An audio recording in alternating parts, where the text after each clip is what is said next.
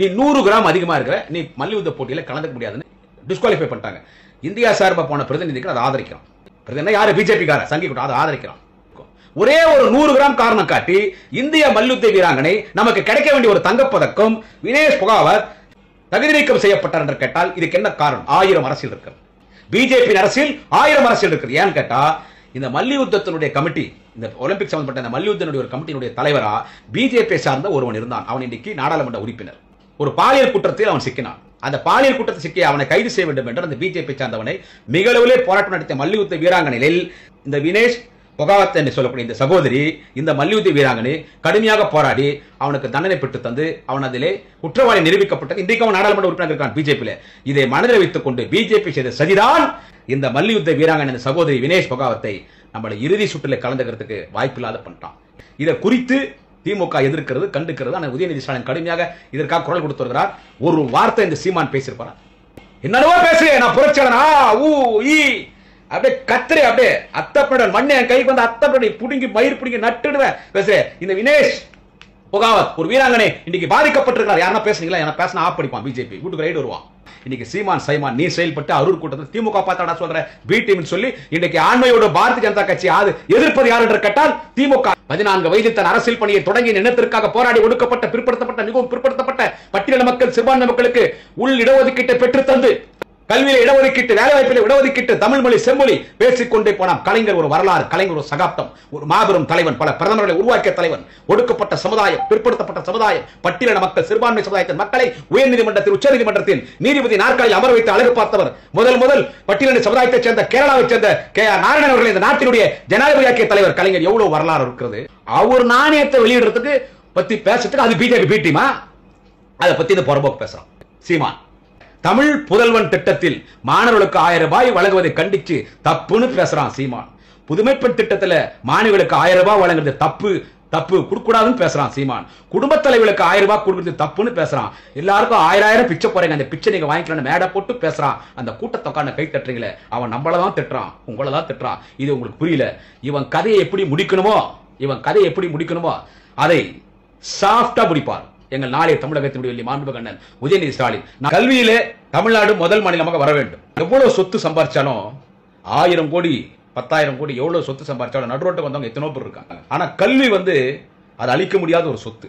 தளபதி அவர்கள் 1000 ரூபாய் கூட இல்லாம கஷ்டப்படுற வறுமை கோட்டுக்கு கீழே இருக்கிற குடும்பம் எத்தனையோ குடும்பங்கள் தமிழ்நாட்டில் இருக்கிறது. எனவே அந்த 1000 ரூபாய் புதுமை பெண் திட்டத்தின் மூலமாக வழங்கி இது பெண்களுக்கு மட்டும் வழங்குது, ஆண்களுக்கும் வழங்கலாம் என்று கழக முன்னணி கழகத்திற்கு தலைவர் தளபதிக்கு சொல்ல அந்த சிந்தனை தலைவர் தளபதிக்கு இருந்தது. ஆண்களுக்கும் பணம் வழங்க வேண்டும். தமிழ் புதுமை திட்டத்தை அறிமுகம் செய்து நேற்று கோவையிலே அந்த திட்டத்தை அறிமுகம் செய்து இனிமே மாணவிகளுக்கு எப்படி புதுமை பெண் திட்டத்தின் மூலமாக 1000 ரூபாய் வழங்கப்படுமோ அதுபோல் ஆண்களுக்கும் 1000 ரூபாய் வழங்கப்படும் என்று சொல்லி வழங்குறாரு. இதற்கு முன்னால் குடும்ப தலைவிகளுக்கு 1000 ரூபாய் ரேஷன் கார்டில் வழங்குறாரு. குடும்ப தலைவிகளுக்கு அதே குடும்பத்துல யாருன்னா ஒரு வயசான அம்மாவோ மாமியாரோ அக்காவோ கணவன் இழந்தோர் அவங்களுக்கு உதவித்தொகை வருது, முதியோர் உதவித்தொகை வருது, அது ஒரு உதவித்தொகை வந்துடும். எப்படி ஒரு குடும்பத்துக்கு வறுமை கோட்டு கீழே வாழ்கிற ஒரு குடும்பத்திற்கு ஒரு 4000 ரூபாய் 4500 ரூபாய் அரசு சார்பில் வந்துடுது. இது தலைவர் தளபதி கொடுக்குறாரு. நான் இன்னொன்னு சொல்றேன், உங்க அப்பா விட்டு தொட்டான்னு திருப்பி கேட்பீங்க. இப்ப சோசியல் மீடியால விமர்சனம் பண்றது யாரு? சங்கிங்க பிஜேபி. அதிமுக கொஞ்சம் குறைச்சல் தான். அடுத்து இப்ப புதுசா பாட்டாளி மக்கள் கட்சி, இந்த நாம் தமிழர் கட்சி, அவன் வீணா போனவன் அந்த சீமான் என்ன சொல்ற அவன் கட்சி, அவன் எல்லாரும் தவறாதானே கொண்டு போறான். பாவம் அந்த பசங்கள் எல்லாம் கூட்டத்தில் உட்கார வச்சுட்டு தப்பா பேசி அவங்கள தவறான வழி தான் அந்த கொண்டு போறாரு. இந்த நாம் தமிழர் இவங்கெல்லாம் கமெண்ட்ஸ்ல கேட்பாங்க, உங்க அப்பா விட்டு தொட்டான். சத்தியமா எங்க அப்பா விட்டு தொட்டு கிடையாது.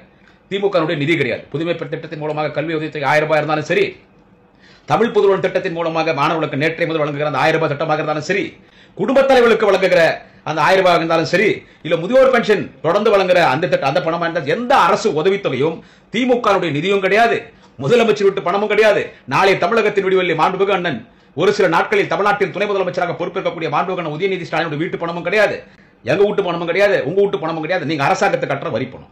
சோப்பும் சீப்பு வாங்குறதுக்கு நீ அரசாங்கத்துக்கு வரி கட்டுற, அரிசி பருப்பு வாங்குறதுக்கு அரசாங்கத்துக்கு வரி கட்டுற. இந்த மாணவர்களுக்கு உதவித்தொகை கொடுக்கறதுல ஆண்களுக்கும் பெண்களுக்கும் நீ பென்சில் வாங்குறதுக்கு, ரப்பர் வாங்குறதுக்கு, மெண்டர் வாங்குறதுக்கு, புக் வாங்குறதுக்கு, பேக் வாங்குறதுக்கு, நீ காலைல போடுற ஸ்கூல்ல இருந்து நீ யூனிஃபார்ம்ல இருந்து எல்லாத்துக்கும் அரசாங்கத்துக்கு நீ வரி கட்டுற, எல்லாத்துக்கும் வரி கட்டுற. ஆனால் அந்த வரி பணத்தை தான் உங்களுக்கு திரும்பி தருகிறார் தளபதி. நண்பர்களே வணக்கம். குடியாத்தம் குமரன்.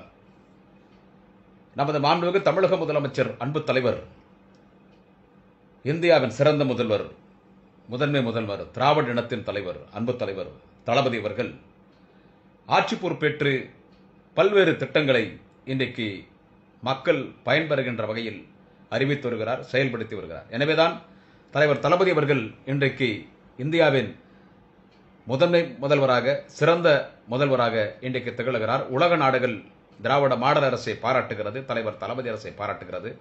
அதுக்கு ஒரு சான்றிதழ் வழங்குகின்ற வகையில்தான் சமீபத்தில் நடந்து முடிந்த நாடாளுமன்ற தேர்தலில் தமிழக, புதுவை உட்பட 40 தொகுதிகள் தலைவர் தளபதி தலைமையில் திராவிட முன்னேற்றக் கழகத்தின் கூட்டணி வெற்றி பெற்று தலைவர் தளபதியுடைய மக்கள் பணிக்கு இன்றைக்கு தமிழக மக்கள் ஒரு மிகப்பெரிய அங்கீகாரத்தை வழங்கியிருக்கிறார்கள்.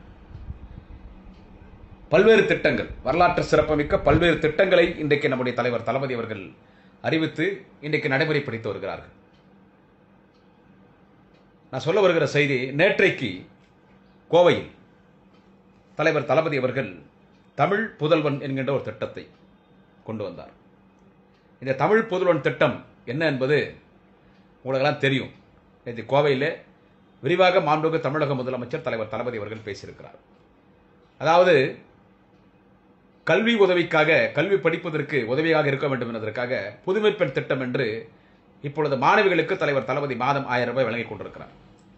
+2 வரை அரசு பள்ளியில் படித்திருக்கக்கூடிய மாணவிகள் உயர்கல்வி படிக்கும் பொழுது அவர்களுக்கு 1000 ரூபாய், அவர் எவ்வளவு படிக்கிறாங்களோ அந்த உயர்கல்வி முடிக்கும் வரை அவர்களுக்கு 1000 ரூபாய் அரசு வழங்கும் என்று சொல்லி இன்றைக்கு அனைத்து அரசு பள்ளியிலே படித்துவிட்டு உயர்கல்வி படிக்கிற அனைத்து மாணவிகளுக்கும் இன்றைக்கு தலைவர் தளபதி திராவிட மாடல் அரசில் 1000 ரூபாய் வழங்கிக் கொண்டிருக்கிறார்.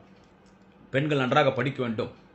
ஏனென்றால் இன்னைக்கு படிப்பு என்று சொன்னாலே நீங்க என்ன பாருங்க, முதல் மதிப்பெண், அது 10th இருக்கட்டும், +2 இருக்கட்டும், டிகிரியா இருக்கட்டும், எந்த ஒரு படிப்பா இருந்தாலும் முதல் மதிப்பெண் ஃபர்ஸ்ட் ரேங்க் எடுக்கிறது யாருன்னு கேட்டா பெண்கள் தான். அவங்க தான் ஃபர்ஸ்ட் ரேங்க் எடுப்பாங்க. அதே மாதிரி அதிகமாக ரேங்க் ஸ்டூடெண்ட்ஸ் யாருன்னு பார்த்தீங்கன்னாலும் ஸ்கூல்ல படித்தாலும் சரி, காலேஜில் படித்தாலும் சரி, எங்க படித்தாலும் அதிகமான ரேங்க் ஸ்டூடெண்ட்ஸ் யாருன்னு பார்த்தா பெண்கள் தான். அதிகமான ரேங்க் ஸ்டூடெண்ட்ஸ் நல்லா படிப்பாங்க.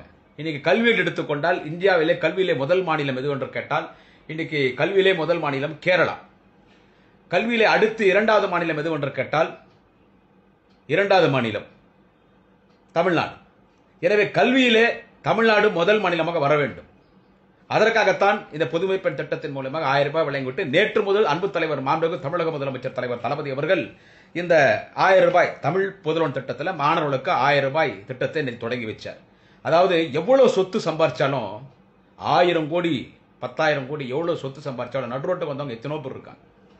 எவ்வளவு சொத்து சம்பாதிச்சாலும் நடுரோட்டுக்கு வந்தவங்க எத்தனோ பேர் இருக்காங்க. ஆனா கல்வி அது அழிக்க முடியாத ஒரு சொத்து. யாரா இருக்கட்டும், நீ ஒரு MA டிகிரி படிச்சிருந்தீங்கன்னா அந்த சொத்து உங்கள்கிட்ட யாரும் பிடுங்க முடியாது. இதே நீ 100 கோடி ரூபாய் சொத்து வச்சிருந்தா கூட அந்த சொத்தை பிடிக்கலாம், எப்படி ஒன்னா உன்னை ஏமாத்தி. ஆனா உன்னுடைய படிப்பை உங்கள்கிட்ட திருட முடியாது, உன்னுடைய டிகிரி உங்கள்கிட்ட திருட முடியாது. நீ MA படிச்சோ, BA படிக்கிறியோ, MBBS படிக்கிறியோ, BE படிக்கிறியோ, BA BL படிக்கிறியோ, CA படிக்கிறியோ, எந்த படிப்பாக இருந்தாலும் அதுதான் உண்மையான சொத்து கல்வி. எனவேதான்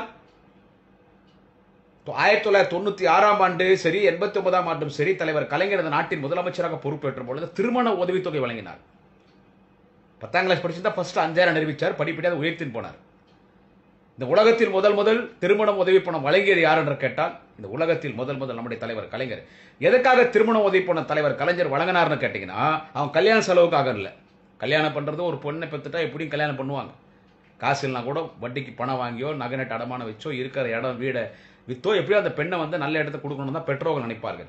ஆனால் எதற்காக தலைவர் கலைஞர், ஆனால் நம்முடைய தலைவர் கலைஞர் திருமண உதவி பணம் என்று அறிவித்தார் என்று கேட்டால் 10ஆம் கிளாஸ் ஏன் சொன்னார்னா, அப்போ அந்த 10ஆம் கிளாஸ் வரைக்கும் அந்த பெற்றவங்க படிக்க வைப்பாங்க. ஒரு 10ஆம் கிளாஸ் வரைக்கும் படிச்சிருமா, கலைஞர் ஒரு 5000 ரூபாய் கொடுப்பாரு, அப்படியே படிப்படியாக உயர்த்தி வந்தார். அந்த பணத்துக்காவது படிக்க வைப்பாங்க. அந்த பெண்ணுக்கு அப்போ அந்த 10ஆம் கிளாஸ் படிச்சாலும் ஓரளவுக்கு எஜுகேஷன் வந்துடும், ஓரளவுக்கு அந்த கல்வி அறிவு வந்துடும். நாளைக்கு அந்த அவங்க பசங்க நாளைக்கு ஒரு ஸ்கூலுக்கு போகும்போது அவங்களே பாடம் எடுக்கலாம்.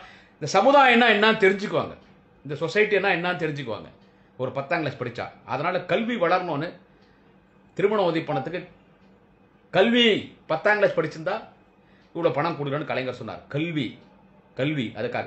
அப்படிதான் தலைவர் தளபதி அவர்கள் 1000 ரூபாய் கூட இல்லாம கஷ்டப்படுற வறுமை கோட்டுக்கு கீழே இருக்கிற குடும்பம் எத்தனையோ குடும்பங்கள் தமிழ்நாட்டில் இருக்கிறது.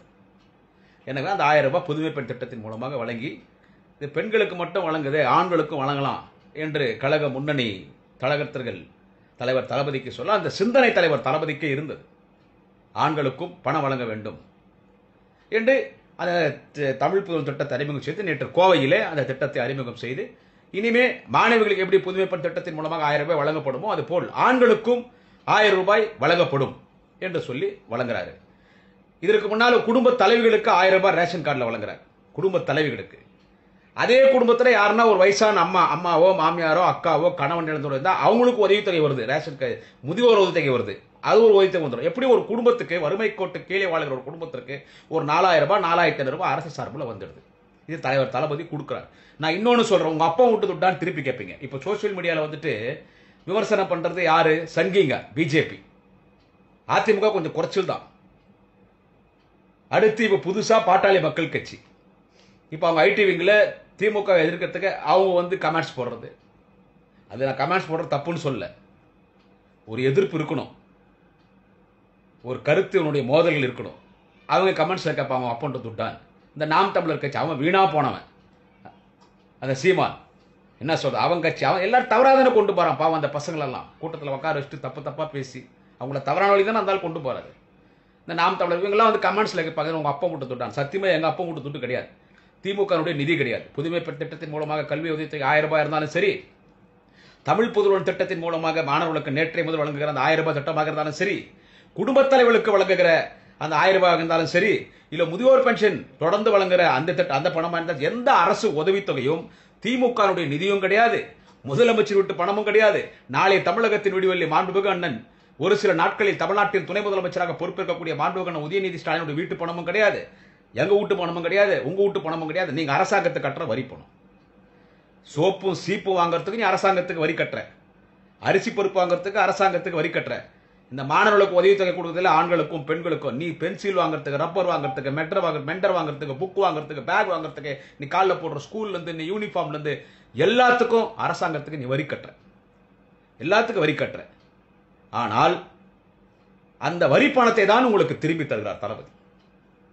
இதுக்கு முன்னால அந்த கவர்மெண்ட் கொடுத்துச்சாங்க கேட்கல. ஏன்னா வரி பணத்துல பிடபிள்யூடிக்கு இவ்வளவு இத்தனை 1000 கோடி, ஹைவேஸ்க்கு இத்தனை 1000 கோடின்னு ஒதுக்கி அதுல ஊழல் பண்ணாங்க.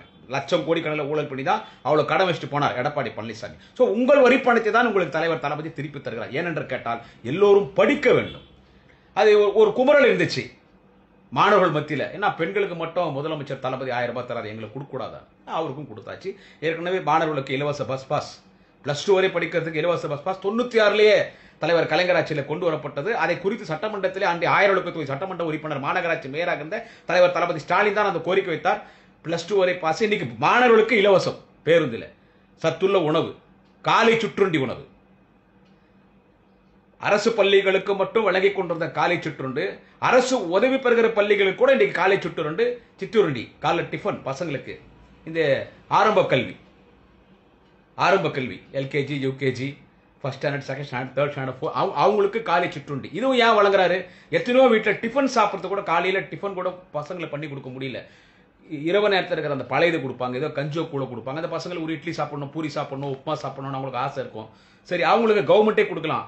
அந்த டிஃபன் சாப்பிட்றதுக்காகவது பசங்களை சீக்கிரம் ஸ்கூலுக்கு அனுப்புவாங்க. ஸோ அப்படியாவது கல்வி அவங்க கற்றுக்கிட்டோன்னு. கல்விதான் முக்கியம், அளிக்க முடியாத சொத்து கல்வி என்பதை வாழுகிற கலைஞராக தலைவர் கலைஞரின் இதயத்தை இரவலாக பெற்றிருக்கிற தலைவர் தளபதி உணர்ந்த காரணத்தில் தான் காலை சிற்றுண்டி திட்டம், மாணவர்களுக்கு கல்வியிலே பல்வேறு உதவித்தொகைகள், உள் இடஒதுக்கீட்டுகள், இன்றைக்கு புதுமை பெண் திட்டத்தின் மூலமாக 1000 ரூபாய், நேற்று முதல் தமிழ் புதுவன் திட்டத்தின் மூலமாக 1000 ரூபாய் நம்முடைய தலைவர் தளபதி வழங்கி கொண்டிருக்கிறார். ஆனா இது தப்புன்னு சொல்றார் ஒரு உலக அறிவுஜீவி. உலக அறிவுஜீவி இதை தப்புன்னு சொல்றார். யாருன்னு கேட்டா சீமான். இப்ப தினம் இந்த ஆளை பத்தியே பேசுறது வேலையா போச்சு. ஏன்னா எனக்கு வந்து கூப்பிட்டு மேல இருந்து சீமான பத்தி யாரை பத்தி நம்ம பேசணும்? ஒன்னு சொல்லுங்க, யாரை பத்தி பேசணும்? நான் இல்ல, பொதுவா சோசியல் மீடியாவில் இருக்கிற எல்லாரும் யாரை பத்தி பேசணும் சொல்லுங்க சார். இன்றைக்கு 3வது முறை இந்த நாட்டினுடைய பிரதமராக பொறுப்பேற்ற நாட்டினுடைய துரதிருஷ்டம் நாட்டுக்கு திரு நரேந்திர மோடி அவர்கள் 100% ஆரிய அரசியல், 100% ஆரிய அரசியல், பிராமணி அரசியல். அவங்க போட்ட இந்த பட்ஜெட்லேயே தெரிஞ்சுக்கலாம். அந்த பட்ஜெட் போட்டது ஒரு பிராமணர், நம் தமிழ்நாட்டை சேர்ந்தவங்க தான், திருமதி நிர்மலா சீதாராமன் அவர்கள். 18 பேர் அந்த பட்ஜெட்டை தயார் பண்றான். 18 பேர் பாப்பான் தான். அதுல ஒரு எஸ்சியோ, பிசியோ, எம்பிசியோ, எஸ்டியோ, ஒரு கிறிஸ்டியனோ, முஸ்லீமோ கிடையாது. நிர்மலா சீதாராமன் சேர்த்து 18 அதிகாரிகள். யாருன்னு கேட்டா IAS அதிகாரிகள் எல்லாமே கேட்டா பாப்பான் தயாரிச்ச பட்ஜெட் தான். அவனுடைய அரசியல் வந்து பாப்பான் அரசியல், ஆரிய அரசியல், RSS அரசியல். அந்த ஆளு அவரை குறித்து, பிரதமர் மோடி குறித்து, அவரை குறித்து தான் நம்ம பேசுவோம். பிஜேபி கவர்மெண்ட் குறித்து பேசணும், இல்ல யாரை பத்தி பேசணும்? இதுக்கு முன்னால 10 வருஷத்துல நாட்டிலே ஆட்சி செய்து விட்டு பல ஆயிரம் கோடி பல லட்சம் கோடி கடன் வைத்து விட்டு சென்று இன்னைக்கு பல வழக்குகளிலே 10 அமைச்சர்கள் கொலை வழக்குகளிலே முன்னாள் முதலமைச்சரோட சம்பந்தப்பட்டிருக்கிறார் திரு எடப்பாடி பழனிசாமி. இவர்களை குறித்து பேச வேண்டும். நாம் யாரை குறித்து பேசிக் கொண்டிருக்கிறோம்? யாரை குறித்து பேச வேண்டும்? சீமான குறித்து பேசிட்டு இருக்கோம். வெக்கக்கேடு. ஏன்னா ஒரு கூட்டத்தை வச்சுக்கின்னு சீமான் ஒரு கூட்டத்தை வச்சுக்கின்னு அவளை தவறான வழியில கொண்டு போறான். அந்த ஆள் நேற்று அரூர் பப்ளிக் மீட்டிங்ல பேசுறது என்னன்னு கேட்டீங்கன்னா, சீமான் நேற்று அரூர் பப்ளிக் மீட்டிங்ல அந்த ஆள் பேசுறான். அவன் பேசுறது போய் தானே, என்ன சொல்றது, அவன் ஃபுல்லா சரக்கு போட்டு அவன் பேசுறது. இதை இந்த குற்றச்சாட்டு நான் தினம் சொல்றேன். நான் வந்து ஒன்னு சொல்லிட்டா நான் ஓப்பனா பேசிடுவேன். நான் தினமும் பதிவில் பேசுறதா இன்னைக்கும் பேசுறேன். இவன் குடிக்கிறான் அவன் குடிக்கிறான் நான் சொல்றது இல்லை. போருமா? அவ்வளவுதான் நான் சொல்ல முடியும். அது அவன் தனிப்பட்ட விஷயம். பர்சனல் விஷயம். ஆனா ஒரு மேடிக்கு எப்படி வர? நீ ஃபுல் அடி ஆஃப் அடி நீ எதை சொல்றேன்? நான் மந்தியா கல்லு குடிப்பேன். சீமான் சொன்னதான்.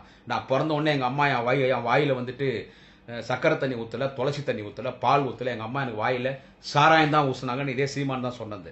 நான் ஸ்கூலுக்கு போகும்போது கல்லு குடிச்சிட்டு போவேன், காலேஜுக்கு போகும்போது கல்லு குடிச்சிட்டு போவேன். இந்த நாடு இந்த மண்ணு என்கிட்ட வந்துட்டா வாரம் வீட்டு ஹாஸ்பிட்டலில் 2 ஃபுல்லு வைப்பேன். எனக்கு எந்த வேலை இல்லைன்னா என் காட்டில் போயிட்டு சாராயம் காய்ச்சி பழிச்சுக்கோன்னு சொன்னது இதே சீமான் தான், வேற யாரும் இல்லை. ஆனா நீ வந்து இந்த தமிழ்நாடு வந்து போதை நாடு குடிச்சு சாகடிக்கிறான். எங்க பார்த்தாலும் டாஸ்மாக் கடை போதை சொல்லிட்டு இவனே போதை போட்டு தான் மேடிக்கு வந்தாலே. அது நேற்று அரூர்ல நல்ல மழை பெய்யுது. தருமபுரி மாவட்டத்தில் நான் 500 கூட்டம் பேசியிருப்பேன். 2 முறை தருமபுரியினுடைய நாடாளுமன்ற உறுப்பினராக இருந்த தாமரை செல்வன் 2 முறை நின்ற பொழுது தருமபுரி மாவட்டத்தில் உங்களோடு பேசிக் கொண்டிருக்கிற குடியாத்தம் குமரன் தான் பிரச்சார குழு செயலாளர், என்னோடு கந்திலி கரிகாலன் நண்பர் பேச்சாளர். அப்பொழுது அந்த தருமபுரி நாடாளுமன்ற தொகுதியினுடைய பொறுப்பாளர் யார் என்று கேட்டால் இன்றைய சேலம் நாடாளுமன்ற உறுப்பினர் முன்னாள் அமைச்சர் என்னுடைய ஆர்வீரண்டன் TM செல்வ கணபதி அவர்கள். At present is MP, Salem MP. அவர் தான். எனக்கு தருமபுரியில் நான் போகாத ஊராட்சியில் தருமபுரி பாலிடிக்ஸ் எனக்கு நல்லா தெரியும், அரூர் பாலிடிக்ஸ் நல்லா தெரியும். அந்த தருமபுரியில் போயிட்டு நேற்று கூட்டம் மலையில கொடை புஷ்ணு கத்துறாரு. போதை போட்டா எங்க மழை வருது என்னன்னு தெரிய போகுது. அதுல இருந்தாலும் ஒரு கருத்து சொல்றாங்க. எனக்கு அதுதான், நீ திமுக பேசுற, கலைஞர் தான் தொடர்ந்து பேசுற. என்ன சொல்றது, மறைந்த தலைவரை பத்தி எல்லாம் பேசக்கூடாது. நான் ஜெயலலிதா பத்தி அதிகம் பேசுறதே இல்லை. அதாவது இவங்க இந்த ஊழல் சொல்லுவாங்க, திமுக பார்த்து ஊழல்னு சொல்லும் போது ஊழல் பண்ணிட்டாங்க. சர்க்காரிய கமிஷன் தலைவர் கலைஞர் மீது ஒரு பொய்யான வழக்கு அன்னைக்கு எம்ஜிஆர் ஆட்சியில் போடப்பட்டது. அந்த கமிஷனுக்கு தலைவராக பொறுப்பேற்ற சர்க்காரியாவே அந்த கமிஷனை கலைத்துட்டு சென்று விட்டார். இது பொய்யா? It is a decorated case. It is a false case. சர்க்காரிய commission என்பது decorated. There is no any single percent truth also in this commission. So I am dismissing this commission சொல்லி அந்த கமிஷன் டிஸ்மிஸ் பண்ணிட்டு சர்க்காரியா போயிட்டா. அதை பேசுவாங்க. அப்ப பேசும்போது வேற வழி இல்லாம நம்ம ஜெயலலிதா பத்தி பேச வேண்டிய ஒரு சூழ்நிலை வருது அந்த இடத்துல. அந்த மாதிரி ஒரு முறைக்கு 2 முறை முதலமைச்சர் பதவி இழந்தார். கார்ல போயினே முதலமைச்சர் பதவி போயிட்டு டிரைவர் இறங்கி தேசிய கொடி கட்டிட்டான். பரப்பநகர சிறையில் இருந்தார். அவர் மட்டும் உயிரோடு இருந்தால் சசிகலா கூட சிறையில் இருந்திருப்பார் என்று இவர்கள் திமுக மறைந்த தலைவர் கலைஞரை குறித்து பேசும்பொழுது வேற வழி இல்லாமல் அந்த அம்மையாரை குறித்து பேசும் அந்த அம்மையார் குறித்து பேச வேண்டும் என்ற அவசியம் இல்லை. என்னை பொறுத்த மட்டும் அந்த அம்மையார் செல்வி ஜெயலலிதா உயிரோடு இருந்திருக்கணும். சத்தியமா சொல்றேன். இந்த நாட்டில் பலர் ஆட்டம் ஆடுறாங்க பாரு, நீங்க பேசுறாங்க பாரு. எதிர்கட்சியில் உட்காந்து மேடையில் உட்காந்து ஒருத்தர் நின்று பேசுறாரு, ஒருத்தர் உக்காந்து பேசுறாரு. என்ன சொல்றது, இவங்க எல்லாம் பேசிட மாட்டாங்க. ஏன்னா ஜெயலலிதா பாலிடிக்ஸ் வேற. அவர் தளபதி மாதிரி அந்த அம்மா இயேசு புத்தர் காந்தியோட அரசியல் நடத்த மாட்டாங்க. அது நம்பர் 1 நொட்டோரியஸ் டிக்டேட்டர், சர்வாதிகாரமான அரசியல். சங்கராச்சாரியரே கஞ்சாவடத்தில் தூக்கி அந்த அம்மா உள்ள போட்டு இவனுங்கெல்லாம் பேசிருப்பாங்களா? நீங்க பேசுறாங்களா? நான் யாரும் ஆளுங்கட்சியை முதலமைச்சர் எங்க அண்ணா உதயநிதி ஸ்டாலின் எடுத்து பேசக்கூடாதுன்னு நான் சொல்ல வரல. பேசுங்க. India is a democratic country of the people, by the people, for the people. இந்த நாடு ஜனநாயக நாடு. எழுத்துரிமை இருக்கிறது, பேச்சுரிமை இருக்கிறது, கருத்துரிமை இருக்கிறது. பேசுங்க. ஆனா மரியாதையா பேசு. நான் மரியாதையா பேசலாம், என் மேல வருத்தம். சமீபத்தில் நடந்த தகராறுலாம் உங்களுக்கு தெரியும். அந்த மாதிரி 1 லட்சம் தகராறு நான் பார்ப்பேன். என்ன சொல்றது, நீங்க மரியாதையா பேசணும். உங்க வயசு பெரிய வயசு, வயசுக்கு தகுந்த மாதிரி பேசணும். புரியுதா?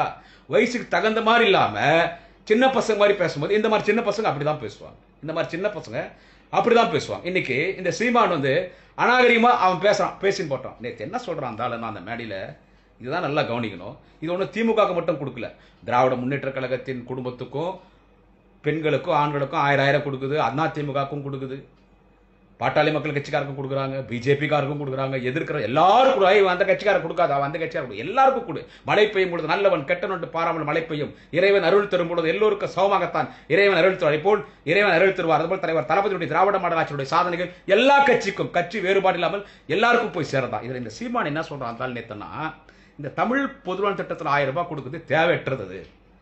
புதுமைப்பெண் திட்டத்தின் மூலமாக 1000 ரூபாய் கொடுக்கிறது தேவையற்றது. என்னத்துக்கு 1000 ரூபாய் கொடுக்குறான்னு கேட்கறான். இதுக்கு என்னங்க சொல்றது? இதுக்கு என்ன சொல்றது? படிக்கிற பசங்களுக்கு நான் முன்னாலே சொல்லிட்டேன், எங்க அப்பா விட்டு துட்டு கொடுக்கல, கட்சி விட்டு துட்டு கொடுக்கல, முதலமைச்சர் விட்டு துட்டு கொடுக்கல, அண்ணன் உதயா விட்டு துட்டு கொடுக்கல. உங்க துட்டு உங்களுக்கு திருப்பி கொடுக்குது.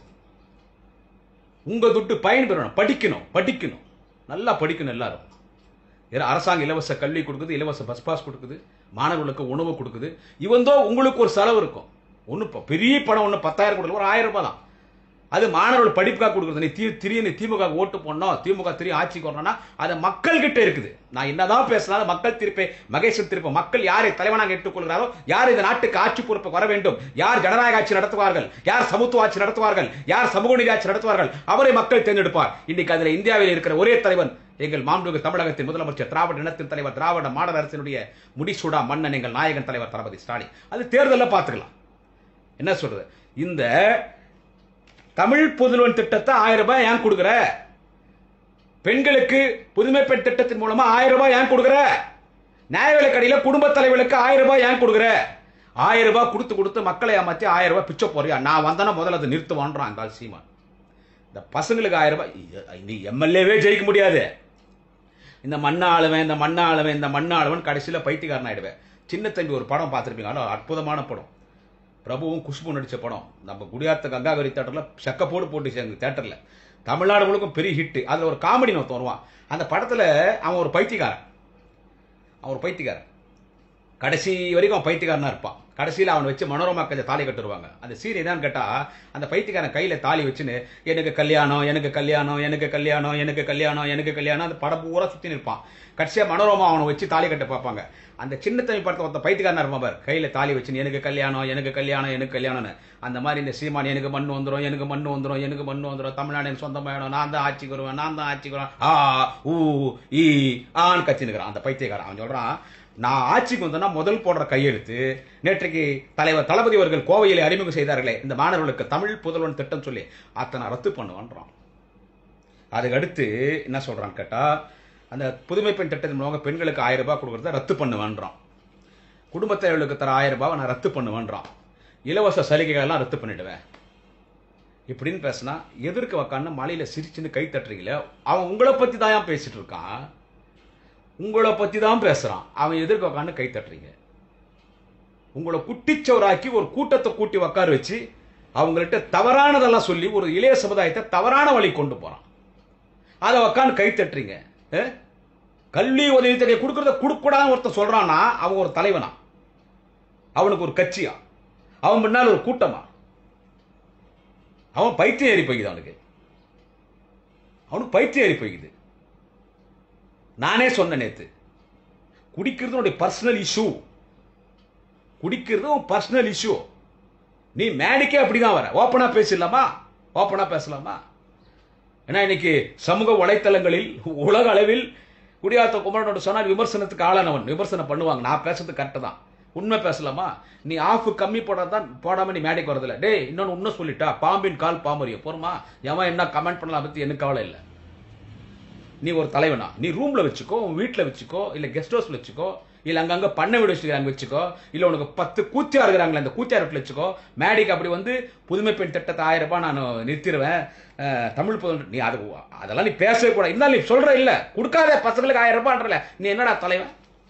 நான் கேட்கறேன், நீ என்ன தலைவன்?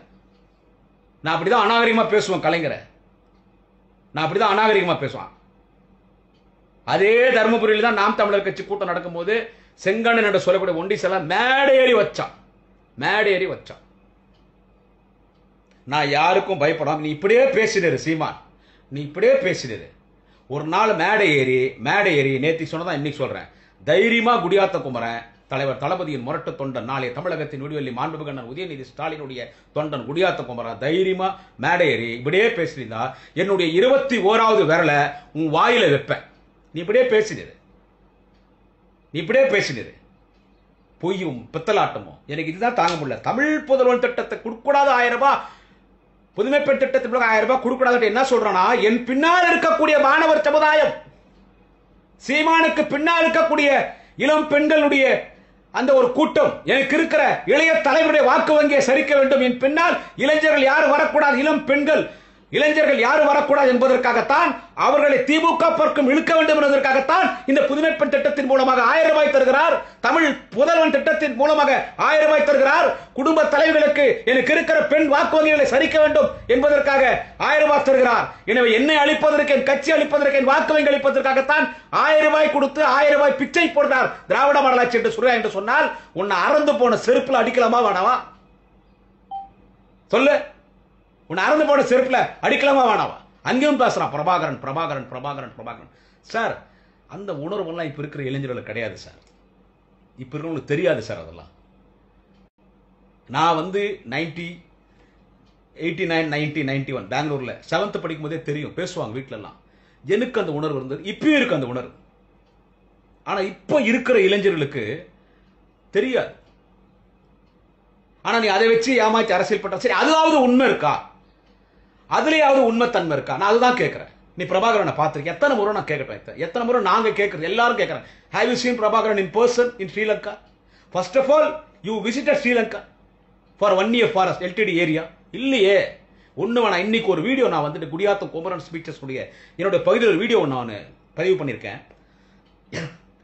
அதாவது அந்த வீடியோ என்னன்னு கேட்டீங்கன்னா, வன்னியக்காட்டில் ஒரு இருக்கும், ஒரு 30 வருஷத்துக்கு மேல இருக்கும், மிச்சமா இருக்கும்னு நினைக்கிறேன். 30 வருஷத்துக்கு மேல, 30 இல்ல 33 வருஷத்துக்கு முன்னால வைகோ இலங்கைக்கு போனார். உங்களுக்கு தெரியும். அவர் போய் மாதக்கணக்கில் விடுதலை புலிகள் தலைவர் பிரபாகரன் அவர்களோடும் விடுதலை புலிகளோடும் இருந்து போர் பயிற்சி பெற்று பல கூட்டங்கள் விடுதலை புலிகள் மத்தியில் பேசினார். அது ஒரு காணொலி இன்று காலை திராவிட முன்னேற்ற கழகத்தின் கொள்கை பரப்பு துணை செயலாளர், கழகத்தின் தலை சிறந்த பேச்சாளர், என்னுடைய ஆர்வ நண்பர் கரூர் முரளி எனக்கு அனுப்பினார். அதை என் Facebookல நான் போஸ்ட் பண்ணிக்கிறேன். அங்க வன்னியக்காட்டில் நூற்றுக்கணக்கான விடுதலை புலிகள் இளைஞர்கள் அமர்ந்து கொண்டிருக்கிறார்கள். நூற்றுக்கணக்கான இளைஞர்கள் அமர்ந்து கொண்டிருக்கிறார்கள். அந்த இளைஞர்கள் மத்தியிலே வைகோ பேசுகிறார். எல்லோரும் AK-47 துப்பாக்கி வைத்துக் கொண்டிருக்கிறார். பெண் புலிகள், ஆண் புலிகள் என்று பெண்களும் இருக்கிறார்கள், ஆண்களும் இருக்கிறார்கள். தமிழ் புரட்சியாளர்கள், அந்த தமிழ் சிங்க கூட்டம், புலி கூட்டங்கள் அமர்ந்து கொண்டிருக்கிறது. அங்க வைகோவின் எழுச்சிவரை அங்க வைகோ பேசுறார். விடுதலை புலிகள் மத்தியில் பேசும்போது பல்வேறு வரலாற்று சம்பவங்களை சொல்லுகிறார். அங்க சொல்லிவிட்டு அந்த இடத்துல புலிகளுக்காக ஒரு கதை சொன்னார். ஒரு காட்டிலே ஒரு புலி பல நாட்களாக சாப்பிடாமல் பசியாக இருந்தது. அது காட்டிலே இறை தேடி வரும் பொழுது ஒரு காட்டு பன்றி அந்த புலியினுடைய கண்களிலே பட்டது. அந்த புலி, அந்த காட்டு பன்றி, அந்த பசியினுடைய கோபம் ஒரு பக்கம் ஆக்ரோஷமாக வேட்டையாடி கொன்று விட்டு அந்த பன்றியை கீழே சாய்த்து விட்டது. பன்றி இறந்து விட்டது. ஆனால் அந்த பன்றியினுடைய மாமிசத்தை புலி உண்ணவில்லை, போய்விட்டது, அடிச்சு சாவடிச்சிருச்சு. ஆனா அந்த புலி வந்து அந்த பன்றியை சாப்பிடல. ஏன் என்று கேட்டால், அந்த புலி இறந்து இடது பக்கம் விழுந்திருந்தது. ஒரு வீரன், குறிப்பாக வீரத்திற்கு பேர் போன ஒரு மிருகம், வீரம் என்றால் அது புலி. சிங்கம் கூட ரொம்ப ரிஸ்க் எடுக்காது வேட்டையாடுறதுக்கு. பெண் சிங்கம் வேட்டையாடிச்சுன்னா ஆண் சிங்கம் போய் சாப்பிட்டு வரும். ஆனா புலி அப்படி இல்லை. வீரத்திற்கு பேர் போன மிருகம் இந்த உலகத்தில் புலி. புலி வேட்டையாடினா அது வலது பக்கம் விழுந்தாதான் புலி சாப்பிடுமா, அதுதான் வீரப்புலியம். ஆனா இதை வேட்டையாடின பன்றி இடது பக்கம் விழுந்தனால இது என் வீரத்துக்கே கேள்விக்குறின்னு சொல்லி இதை சாப்பிடக்கூடாதுன்னு புலி அந்த பசியிலே போயிடுச்சான். போயிட்டு ஒரு நாளெல்லாம் இரவெல்லாம் பசியோடு இருந்த மறுநாள் மீண்டும் காட்டுக்குள்ளே அந்த புலி வருகிறது வேட்டையாட. எதிரில் ஒரு யானை வருகிறது. யானை என்ன புலி விட 1000 மடங்கு பலம் வாய்ந்தது, உருவத்தில் பெருசு. இன்றைக்கு உலகத்தில் இருக்கிற மிருகங்களில் உருவத்தில் பெருசு யானை தான். அந்த பசி இந்த யானையை வீழ்த்த வேண்டும். பசி ஒரு பக்கம் இருந்தாலும் யானையை வீழ்த்த வேண்டும் என்கின்ற வீர ஒரு போர்க்குணத்தோடு அந்த புலி அந்த யானையை 1 மணி நேரம் போராடி வேட்டையாடி அந்த யானையை கொன்று கீழே வீழ்த்தி விடுகிறது. யானையை வீழ்த்தும் பொழுது அந்த புலி ஜாக்கிரதையாக பார்த்தது எப்படி வீழ்த்த வேண்டும் என்று சொல்லி அந்த யானையை புலி வலது பக்கம் வீழ்த்துகிறது. வீழ்ந்து விட்டது. இடது பக்கம் வீழ்ந்ததால் பன்றியை புலி சாப்பிடவில்லை. உண்மையான வீரன் என்று சொன்னால் வேட்டையாடினா அந்த இறை வலது பக்கம் விழ வேண்டும். யானையை வலது பக்கம் வீழ்த்தியது. யானையை வலது பக்கம் வீழ்த்திய பிறகு அந்த யானையின் மாமிசத்தை உண்டு விட்டுதான் புலி சென்றது. அப்படி புலி என்று சொன்னால் ஒரு லட்சியத்தோடு ஒரு வீரம் தான் புலி. அப்படிப்பட்ட வீரமான லட்சிய உணர்வு இருக்கக்கூடிய புலிகள் கூட்டத்தின் மத்தியில் தான் நான் பேசிக் கொண்டிருக்கிறேன். இன்றைக்கு இந்த வன்னிய காட்டில் நம் தமிழுக்காக நாம் தனியிடம் வேண்டும் என்று போராடிக் கொண்டு உங்கள் வாழ்க்கையை நிலத்திற்காக ஒப்படைத்துவிட்டு துப்பாக்கி குண்டுகளுக்கு மார்பு காட்டுகிற பெண் புலிகள், ஆண் புலிகள், நீங்கள் அந்த புலிக்கு உங்களை ஒப்படுகிறேன். எனவே அந்த எப்படி அந்த புலி வீரப்புலியோ அப்படி போல் வீரப்புலி கூட்டம் உங்களுடைய கூட்டம் என்று அந்த புலிகள் மத்தியில் பேசி இன்றைக்கு உங்களுக்கு நான் உணர்வோடு ஆதரவாக இருப்பேன் என்று வைகோ அன்றைக்கு வன்னிய காட்டிலே புலிகள் மத்தியிலே பேசிய காணொளி இன்றைக்கு நாங்கள் வெளியிட்டிருக்கிறோம். சீமானை கேட்கிற ஒரே ஒரு கேள்வி என்று கேட்டால், அப்படிப்பட்ட ஏதாவது ஒரு காணொளி வெளியிடு. நீ புலிகளோடு உனக்கு தொடர்பு இருந்தது, நீ காட்டிலே சென்று பயிற்சி எடுத்தாய், பிரபாகரனுக்கும் உனக்கும் நெருக்கம் என்று ஒற்றுக்கொள்கிறோம். ஒரு காணொலியில அட்லீஸ்ட் ஏதோ ஆமக்கறி சாப்பிட்டேன்னு சொன்னேன், அந்த காணொலியாவது வெளியிடியா? சீமான், நீ ஆமக்கறி சாப்பிட்டேன்னு சொன்ன அந்த காணொலியாவது வெளியிடு. இல்ல ஏதோ ஆம ஓட்ட திருப்பி போட்டு பரிசுலாம் நான் பயணிச்ச தம்பிகளோடு விடுதலை புலிகளோட அந்த காணொலி வெளியிடு. இல்ல பிரபாகரன் நெஞ்சில் வந்து படுத்தாரன்னே அந்த காணொலி வெளியிடு. இல்ல எதுவும் வேணாயா, அந்த காட்டுல புலிகளோடு நீ அமர்ந்து கொண்டிருந்த விடுதலை புலி அந்த காணொலி ஒரு போட்டோ ஏதோ ஒரு மார்பிங் பண்ணி பிரபாகரனோட போட்டோ வெளியிட்டு புலிகளோட நான் அப்படி இப்படின்னு பொய்ய பேசுற பொய்யின் பித்தலாட்டம். என்னைக்காவது வைகோ சொல்லியிருப்பாரா புலிகளோட இவ்வளவு தொடர்பு இருக்கிறது? மாச கணக்கில் இருந்தார், நூற்றுக்கணக்கான வீடியோ மாச கணக்கில் இருந்தார். எப்பனா பேசியிருப்பாரா? அது இல்லாமல் தமிழ்நாட்டில் திமுக இருக்கிற முன்னணி தலைவர்கள் எத்தனை பேர் பிரபாகரனோட தொடர்பு இருந்தார் உனக்கு தெரியுமா? பிரபாகரன் சென்னையில கைது பண்ணாங்க, கலைஞர் காப்பாத்தி எங்க வச்சார் தெரியுமா? இல்ல உனக்கு தெரியுமா? உனக்கு எத்தனை திமுக பொள்ளாச்சியில் உமாபதினு ஒருத்தர் இருக்கார், திமுக தலைவர். அவங்க எல்லாம் வாய் திறக்கல, அவங்க எல்லாம் விடுதலை புலிகள் பயிற்சியே பெற்றவங்க. அவங்க எல்லாம் அன்னைக்கெல்லாம் ஒண்ணுமே இல்ல, உனக்கும் அதுக்கும் எதுவும் சம்பந்தம் இல்லாம பொய்யா பேசுற வாயில புழு உழுந்து வாயில நல்லா பண்ட பண்டியா வருது. நீ எப்படின்னா நாசமா போ. ஆனா ஒரு இளைய தலைமுறை என்னை ஏமாத்துற ஒரு கூட்டத்தை வச்சு அவங்கள உட்கார வச்சுன்னு அவங்கள வந்துட்டு நீ வந்து தவறான ஒரு பாதைக்கு அழைத்து செல்றப்பாரு. அதனாலே உன்னுடைய பிள்ளைங்களுக்கும், அதை உன் பிள்ளைங்கன்னு சொல்லக்கூடாது, வேணாம். இந்த பதிவில் வந்து நான் உணர்வோடு பேசுறது, வேற யாரும் நான் இங்க உன்னை மட்டும் தான் டச் பண்ணணும். என்ன சொல்றது, எல்லா எதிர்கால சந்ததியை பாதிக்கின்ற அளவுக்கு இந்த சீமான் பேசிக் கொண்டிருக்கான் அந்த மனிதன் என்று சொன்னால், அவன் பின்னால் ஒரு கூட்டம் செல்கிறது என்று சொன்னால், எங்களுக்கு எந்த வாக்கு வங்கி பிரச்சனை எங்களுக்கு கிடையாது. எங்களுக்கு இருக்கிற வாக்கு வங்கி இருக்கு, இன்னும் வாக்கு வங்கி உயர்ந்தனே போயிட்டு இருக்குது. நான் ஆணவத்தோடும் சொல்லுகிறேன், தலைகணத்தோடும் சொல்லுகிறேன், 2026 திராவிட முன்னேற்ற கழகத்தின் ஆட்சி தான் வரும். ஜாதி பேர் அரசியல் செய்ய, ஜாதி பெயரை சொல்லி இன்றைக்கு அரசியல் செய்து கொண்டிருக்கிற ஜாதி கட்சிகள், ஜாதி தலைவர்கள் 2006 தேர்தலோடு அவர்கள் கட்சியும் சகாப்தம், அவருடைய அரசியலும் சகாப்தம். ஜாதி பெயர் சொல்லி இதுவரைக்கும் எவனும் எதிலும் ஜெயிச்சுதா? ஜாதி என்பது புற்றுநோய் விட கேவலமான ஒரு நோய். அந்த ஜாதி பெயரை சொல்லி இளைஞர்களை தவறாக பாதி அழைத்து செல்கிற எந்த தலைவனாக இருந்தாலும், எந்த கட்சியாக இருந்தாலும் மண்ணோடு மண்ணாக சென்று விடும். சமுதாயத்தை தவறான வழிக்கு எடுத்து செல்கிற சீமான் போன்ற இந்த தற்குறிகள், இந்த சமுதாயத்தினுடைய வேஸ்ட் பீஸ், பப்ளிக் ப்ராப்பர்ட்டிஸ் போல் பேசிக் கொண்டிருக்கிற அந்த சீமான் போன்றவர்கள் கூட அரசியலிலே மக்கள் புறக்கணித்து விடுகிறார்கள். இப்ப அவங்களெல்லாம் எல்லாரும் வெறுத்தாச்சு. நான் சொல்றத இவங்க அத்தனை பேரையும் மக்கள் வெறுத்துட்டாங்க.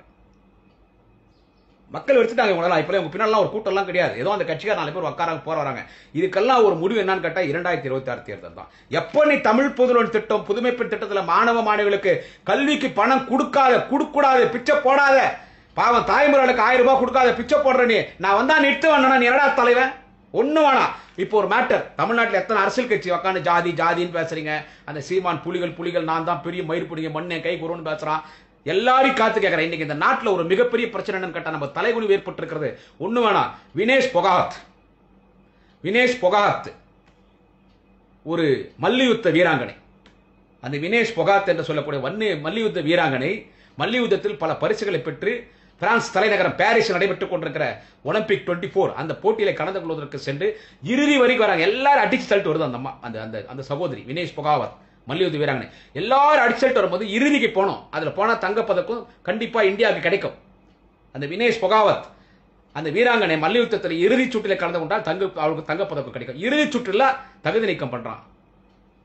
நீ வந்து இறுதி சுற்றில் ஃபைனல்ஸ்ல கலந்துக்கிறதுக்கு உனக்கு தகுதி நாங்கள் டிஸ்குவாலிஃபை பண்றோம். அதுக்கு அந்த ஒலிம்பிக்கோட கமிட்டி என்ன சொல்றதுன்னா, ஒலிம்பிக் சம்மேளனம் என்ன சொல்றது கேட்டா, நீ 2 கிலோ அதிகமா இருக்கிற, இந்த 2 கிலோ குறைக்கிறதுக்கு அவங்க சான்ஸ் கேட்கறாங்க. மல்யுத்த வீராங்கனையில பொறுத்த வரைக்கும் 1.5 நாள்ல 3 கிலோ குறைக்கலாமா, 5 கிலோ குறைக்கலாம். அந்த அளவுக்கு எக்ஸசைஸ், ஃபுட், டயட் எல்லாம் இருக்கலாம். சோ அந்த சகோதரி மல்யுத்த வீராங்கனை அந்த வினேஷ் பொகாவத் 2 கிலோ அதிகமாக இருந்ததால் அவர் பயிற்சி எடுக்கிறார். ரன்னிங் போறாங்க, வாக்கிங் போறாங்க, எக்ஸசைஸ் பண்றாங்க, ஃபுட் டயட் எல்லாம் பண்ணிட்டே இருக்கும். திடீர்னு அழைப்பு வருது. அவங்களை கொடுத்த டைமுக்கு முன்கூட்டியே கூப்பிட்டு அவங்களை எடை போட்டா 100 கிராம் அதிகமா இருக்கிறாங்க. Totally you are disqualified. இன்னும் உனக்கு டைம் கிடையாது, நீ 100 கிராம் அதிகமா இருக்கிற, நீ மல்யுத்த போட்டியில கலந்துக்க முடியாதுன்னு அதை வந்து டிஸ்குவாலிஃபை பண்ணிட்டாங்க. இந்தியா சார்பா போன பிரதிநிதிகள் அதை ஆதரிக்கிறோம். பிரதிநிதி யாரு? பிஜேபி கார சங்கி கூட்டம், அதை ஆதரிக்கிறோம். மயிரை வெட்டிந்தா அந்த 100 கிராம் குறைஞ்சிருக்கும். முடிய வெட்டிந்தா பாஃப் கட் பண்ணியிருந்தா கூட போதும். இல்ல மொட்டையை கூட யார் கேட்கறாங்க? மொட்டை அடிச்சு போகணும் தான் மல்யுத்த போட்டிக்கு அந்த 100 கிராம் இல்ல 150 கிராம் 200 கிராம் குறைஞ்சிருக்கும். ஒரே ஒரு 100 கிராம் காரணம் காட்டி இந்திய மல்யுத்த வீராங்கனை நமக்கு கிடைக்க வேண்டிய ஒரு தங்கப்பதக்கம் வினேஷ் பொகாவத் தகுதி நீக்கம் செய்யப்பட்டார் என்று கேட்டால் இதுக்கு என்ன காரணம்? 1000 அரசியல் இருக்கு. பிஜேபி அரசியல் 1000 அரசியல் இருக்குது. ஏன்னு கேட்டா இந்த மல்யுத்தத்தினுடைய கமிட்டி, இந்த ஒலிம்பிக் சம்பந்தப்பட்ட இந்த மல்யுத்தனுடைய ஒரு கமிட்டியினுடைய தலைவரா பிஜேபி சார்ந்த ஒருவன் இருந்தான். அவன் இன்றைக்கு நாடாளுமன்ற உறுப்பினர். அன்றைக்கு ஒரு பாலியல் குற்றத்தில் அவன் சிக்கினான். அந்த பாலியல் குற்றத்தை சிக்கிய அவனை கைது செய்ய வேண்டும் என்று அந்த பிஜேபி சார்ந்தவனை மிக அளவிலே போராட்டம் நடத்திய மல்யுத்த வீராங்கனையில் வினேஷ் பொகாவத், இந்த வினேஷ் பொகாவத் என்று சொல்லக்கூடிய இந்த சகோதரி, இந்த மல்யுத்த வீராங்கனை கடுமையாக போராடி அவனுக்கு தண்டனை பெற்று தந்து அவன் அதிலே குற்றவாளி நிரூபிக்கப்பட்டது. இன்றைக்கு அவன் நாடாளுமன்ற உறுப்பினர் இருக்கான் பிஜேபியில். இதை மனதில் வைத்துக் கொண்டு பிஜேபி செய்த சதிதான் இந்த மல்யுத்த வீராங்கனை சகோதரி வினேஷ் பொகாவத்தை நம்மளை இறுதி சுற்றில் கலந்துக்கிறதுக்கு வாய்ப்பில்லாத பண்ணிட்டான். இன்னைக்கு கூட டெண்டுல்கர் ஒரு ட்விட்டர் பக்கத்தை சொல்லியிருக்காரு, அவங்களுக்கு ஒரு வெள்ளி பதக்கமாவது கூட அவங்க கடைசி வரைக்கும் வந்துட்டாங்க. அவங்க இப்ப தங்கப்பதக்கம் போக வேண்டிய சூழ்நிலை தகுதி நீக்கம் பண்ணிக்கிறேன், அவங்களுக்கு ஒரு வெள்ளி பதக்கமாவது கொடுக்கணும்னு சொல்லி டெண்டுல்கர் குரல் கொடுத்திருக்கார். இன்னைக்கு உலக நாடு இருக்கிற அத்தனை வீரர்களும் அவருக்கு அணியளிக்கப்பட்டிருக்கிறது. இதுல அரசியல் இருக்கிறது. பிஜேபி மோடி என்றீங்களே, அந்த மோடி மஸ்தான் வேலை நம்ம இந்தியாவுக்கு வர வேண்டிய ஒரு தங்கப்பதக்கம் கிடைக்கலையே. அந்த இடத்துல பிடி உஷா இருக்காங்க, கண்டிக்கல. ஏன் கேட்டா பிடி Usha season Rajya Sabha MP BJP, அந்த மாதிரி பிஜேபி இருக்காங்க. பிடி உஷா அவங்க தான் கோல்டு மெடல் வாங்கினாங்க அந்த காலத்துல. அப்பதான் நம்ம சின்ன பசங்க ஓடுறதுல பிடி உஷா மானை விட வேகமாக ஓடக்கூடியவர் அண்டு. ஆனா இன்னைக்கு அவங்க சும்மா இருக்காங்க. அவரு சிறுபான்மை சமுதாயத்தை சேர்ந்தவர் தான் பிடி உஷா அவர்கள். அவரும் சிறுபான்மை, ஆனா இன்னைக்கு பாஜக. அதனால அந்த அம்மா வந்து ஒரு பெண்ணுக்கு ஆதரவு தரவில்லை. இங்கே அரசியல் இருக்கிறது. இதை குறித்து திமுக எதிர்க்கிறது, கண்டுக்கிறது. ஆனால் உதயநிதி ஸ்டாலின் கடுமையாக இதற்காக குரல் கொடுத்து வருகிறார். ஒரு வார்த்தை இந்த சீமான் பேசியிருப்பார், என்னவோ பேசுறேன் நான் புரட்சியாளனா அப்படியே கத்திரே, அப்படியே அத்தப்பனுடன் மண்ணை என் கைக்கு வந்து அத்தப்படி புடுங்கி மயிர் புடுங்கி நட்டுடுவேன் பேசுறேன். இந்த வினேஷ் பொகாவத் ஒரு வீராங்கனை இன்னைக்கு பாதிக்கப்பட்டிருக்கிறார். யாருன்னா பேசுனீங்களா? என்ன பேசினா ஆப் படிப்பான். பிஜேபி வீட்டுக்கு ரைடு வருவான் வீட்டுக்கு, அமலாக்கத்துறை அனுப்புவான், இடி அனுப்புவான், சென்ட்ரல் போலீஸ் வரும், சிபிஐ வரும். பேசாம இருக்கீங்க, தைரியமா பேசுறது அண்ணன் உதயநிதி ஸ்டாலின் பேசுறேன். உதயநிதி ஸ்டாலின் பேசுறாரு. ஏன்னா அவர் அன்னைக்கே சொல்லிட்டாரு, என் வீட்டு அட்ரஸ் சொல்றேன், வீடு திறந்தே வச்சுக்கிறேன், எந்த அமலாக்கத்துறை எந்த இடி வரீங்களோ வாங்க பாத்துக்கலாம். ராகுல் காந்தி அதான் சொன்னார், எனக்கு அமலாக்கத்துறைன்னு சொல்றீங்க, நான் I welcome tea coffee biscuits எல்லாம் எந்த வாங்கிக்கிறேன் வாங்கன்னார். ஆனா இந்த தைரியம் இல்லாம நீ வந்து இன்னைக்கு பிஜேபி கிட்ட ஆர்எஸ்எஸ் கிட்டையும் அவனுடைய மலத்தை சாப்பிட்டு அவன் கொடுக்குற கூலிக்கு பிச்சை போட்டு பிஜேபியின் பி டீமா இன்னைக்கு சைமான் நீ செயல்பட்டு அரூர் கூட்டத்தில் திமுக பார்த்தாடா சொல்ற பி டீம் சொல்லி இன்னைக்கு ஆண்மையோட பாரதிய ஜனதா கட்சி எதிர்ப்பது யார் என்று கேட்டால் திமுக. என்ன சொல்றானா, இவங்க பிஜேபியினுடைய பி டீம் திமுகன்றது ஒரே ஒரு சான்றிதழ் என்னன்னு கேட்டா, கலைஞருடைய நூற்றாண்டு விழாக்கு அவருடைய உருவம் பொறிக்கப்பட்ட நாணயத்தை வெளியிட போறாங்க. அதனாலதான் அது பிஜேபி பி டீம் பண்றான். உன்னை எதிரடா அடிக்குது. நீ என்ன எப்படி பிறந்த? ஒரு 40 பேர் 50 பேருக்கு சேர்ந்து பிறந்தியா? பல ஆறுகள் ஓடிய கடல் அவன் பிறப்பு. என்ன கலவை வந்து பிஜேபி பிடிமா இருந்தாதான் கலைஞருக்கு நாணய வெளியிடணுமா? எடா பொறம்போக்க, யாரா கலைஞர்? யார் கலைஞர்? இன்றைக்கு கலைஞரையும் திமுகவையும் விமர்சித்துக் கொண்டிருக்கிற ஜாதி கட்சி தலைவராக இருக்கட்டும், மதவாத கட்சி தலைவராக இருக்கட்டும், ஒரு காலத்தில் அம்பேத்கருக்கு பிறகு தந்தை பெரியாருக்கு பிறகு உண்மையான சமூக நீதி தலைவர் யார் என்று கேட்டால் டாக்டர் கலைஞர் என்று பேசியவர்கள் தான் இன்றைக்கு திமுக விமர்சிக்கிறார்கள். சமூக நீதி திமுகவில் இல்லை என்று பேசுகிறார்கள். ஆனால் இதே தலைவர்கள், நான் பேரச்சே சொல்கிறேன், பாட்டாளி மக்கள் கட்சி தலைவர், பாட்டாளி மக்கள் கட்சி நிறுவன தலைவர் திரு டாக்டர் ராமதாஸ் அவர்கள் வன்னியர் சமுதாயத்தை மிகவும் பிற்படுத்தப்பட்ட சமுதாய பட்டியலை சேர்த்த பொழுது விழா எடுத்தார், கலைஞரை பாராட்டினார். நான் அறிந்தவரை தெரிந்தவரை, உலகம் அறிந்தவரை தெரிந்தவரை, உலக சட்ட மாமேதை டாக்டர் பாபா சாஹேப் அம்பேத்கருக்கு பிறகு தந்தை பெரியாருக்கு பிறகு உண்மையான சமூக நீதி தலைவர் டாக்டர் கலைஞர் என்று 87 வயதாகிற இன்று திமுகவையும் முதலமைச்சரையும் ஆணவத்தோடு ஒருமையிலே பேசுகிற டாக்டர் ராமதாஸ் அன்றைக்கு தலைவர் கலைஞரை சமூக நீதி தலைவர் என்று கண்டார். 14 வயதில் தன் அரசியல் பணியை தொடங்கி நிலத்திற்காக போராடி ஒடுக்கப்பட்ட பிற்படுத்தப்பட்ட மிகவும் பிற்படுத்தப்பட்ட பட்டியலின மக்கள் சிறுபான்மை மக்களுக்கு உள் இடஒதுக்கீட்டை பெற்று தந்து எல்லா சமுதாய மக்களும் இன்றைக்கு முன்னேறி இருக்கிறார்கள். சமுதாயத்தில் பெண்கள் என்று சொன்னால் அடுப்பூத வேண்டும். ஒரு காலத்தில் கணவன் இழந்து விட்டால் பெண்கள் உடன்கட்டை ஏற வேண்டும். அப்படிப்பட்ட பெண்களை சமுதாயத்தில் உயர்த்தி பெண்களுக்கு சொத்திலே சமபங்கு பெற்று தந்த தலைவர் டாக்டர் கலைஞர். விவசாயிகளுக்கு இலவச மின்சாரம், விவசாயிகள் கடன் தள்ளுபடி, கல்வியில இடஒதுக்கீட்டு, வேலை வாய்ப்பில் இடஒதுக்கீட்டு, தமிழ் மொழி செம்மொழி பேசிக்கொண்டே போனாம். கலைஞர் ஒரு வரலாறு, கலைஞர் ஒரு சகாப்தம், ஒரு மாபெரும் தலைவன், பல பிரதமர்களை உருவாக்கிய தலைவன், ஒடுக்கப்பட்ட சமுதாயம், பிற்படுத்தப்பட்ட சமுதாயம், பட்டியலின மக்கள், சிறுபான்மை சமுதாயத்தின் மக்களை உயர்நீதிமன்றத்தில், உச்ச நீதிமன்றத்தில் நீதிபதி நாற்காலில் அமர வைத்து அழகு பார்த்தவர். முதல் பட்டியலின சமுதாயத்தைச் சேர்ந்த கேரளாவைச் சேர்ந்த KR நாராயணன் அவர்கள் இந்த நாட்டினுடைய ஜனாதிபதியாக்கிய தலைவர் கலைஞர். எவ்வளவு வரலாறு இருக்கிறது, எவ்வளவு வரலாறு அவருக்கு இருக்கிறது. நாடாளுமன்றத்தில் தலைவர் கலைஞருடைய சிலை வைக்க வேண்டும். கண்டிப்பாக திராவிட முன்னேற்ற கழகத்தின் கூட்டணி ஆட்சி நாடாளுமன்றத்தில் அமையும் பொழுது, ஒன்றிய அரசிலே திமுக கூட்டணி ஆட்சிக்கு வரும் பொழுது கலைஞருக்கு பாரத் ரத்னா விருது வழங்கப்படும். அத்வானிக்கு பாரத் ரத்னா விருது கொடுத்த ஒரு மதக்கலவரத்தை தூண்டி ஒரு மசூதி இடித்த அத்வானிக்கு பாரத் ரத்னா விருது. ஆனால் பிஜேபிக்கு ஆதரவு கொடுத்து விட்டு இஸ்லாமியர்களை எதிர்க்கக்கூடிய கட்சி பிஜேபி, பாபர் மசூதி இடித்த கட்சி பிஜேபி, இன்னைக்கு நீதிமன்றத்தில் தீர்ப்பு வாங்கி வந்துட்டாங்க.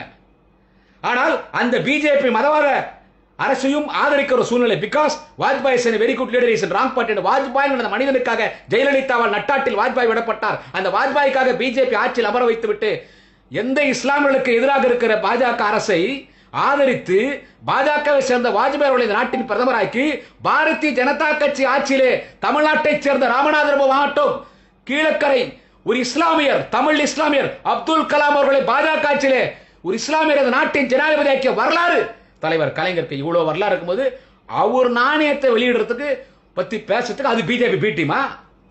அதை பத்தி இந்த புறம்போக்கு பேசுறான் சீமான். இது வேணாம், அது பேசினா மல்லாக்க பத்துன்னு காரித்து புறம்பார். இவனெல்லாம் எப்பயோ முடிச்சிருக்கணும், முடிக்கல. அவன் அப்படிதான் பேசுவான், தினமும் கலைஞரை பத்தி பேசினுக்கிறான். ஏன்னா இவன் 2026 காணாம போயிடுவான், பலர் காணாம போயிடுவாங்க. இன்னைக்கு யாரெல்லாம் ஜாதி அரசியல் வச்சுன்னு குளிர்காய பாக்குறீங்களோ அவங்களுக்கும் சொல்றேன், தைரியமா சொல்றேன்.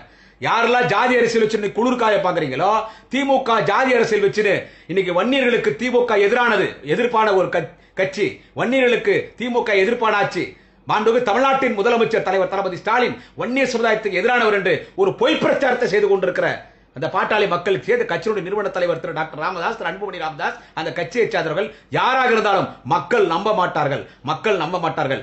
எல்லா சமூகத்துக்கும் இப்போ 4 நாளைக்கு முன்னால அறிஞர்களுக்கு உள் இடஒதுக்கீட்டு கலைஞர் இல்ல, அவர் கொண்டு வந்த சட்டம் தான் இன்னைக்கு நீதிமன்றத்தை செல்லும்ட்டான். எல்லோருக்கும் நன்மை செய்து எல்லா சமூகத்துக்கும் கலைஞர் நன்மை செய்தார். 2026 உங்க சோழி பூரா முடியும். இன்னும் விரலுட்டு எண்ணக்கூடிய நாட்களில் எங்கள் வாலிப கலைஞர், அன்பகத்தின் மன்னன், அறிவாலயத்தின் இளவரசன், திராவிட இயக்கத்தின் 5ஆம் தலைமுறை, திராவிட இயக்கத்தின் குலக்குழந்து, நாளைய தமிழகத்தின் விடிவெள்ளி, மாண்புமிகு அமைச்சர், வாலிப கலைஞர், வாலிப பெரியார், வாலிப அண்ணா, எங்கள் ஆருயிர் அண்ணன் உதயநிதி ஸ்டாலின் இந்த நாட்டின் துணை முதலமைச்சராக வருவார். அப்ப அரசியல் எப்படி இருக்கும்னு பாருங்க. 2026 பலர் சோழி முடியும். எனவே இந்த தமிழ் புதல்வன் திட்டத்தில் மாணவர்களுக்கு 1000 ரூபாய் வழங்குவதை கண்டிச்சு தப்புன்னு பேசுறான் சீமான். புதுமைப்பெண் திட்டத்துல மாணவிகளுக்கு 1000 ரூபாய் வழங்குறது தப்பு கொடுக்கூடாதுன்னு பேசுறான் சீமான். குடும்ப தலைவர்களுக்கு 1000 ரூபாய் கொடுக்கறது தப்புன்னு பேசுறான். எல்லாருக்கும் 1000 பிச்சை போறீங்க, அந்த பிச்சை நீங்க வாங்கிக்கணும்னு மேடை போட்டு பேசுறான். அந்த கூட்டத்தொக்கான கை தட்டுறீங்களே, அவன் நம்மளதான் திட்டுறான், உங்களதான் திட்டுறான். இது உங்களுக்கு புரியல. இவன் கதையை எப்படி முடிக்கணுமோ அதை சாஃப்டா முடிப்பார் எங்கள் நாளைய தமிழகத்தினுடைய மாண்புமிகு அண்ணன் உதயநிதி ஸ்டாலின். நாளை மீண்டும் உங்களை இன்னொரு பதிவில் சந்திக்கிறேன். நன்றி, வணக்கம். குடியாத்தம் குமரன்.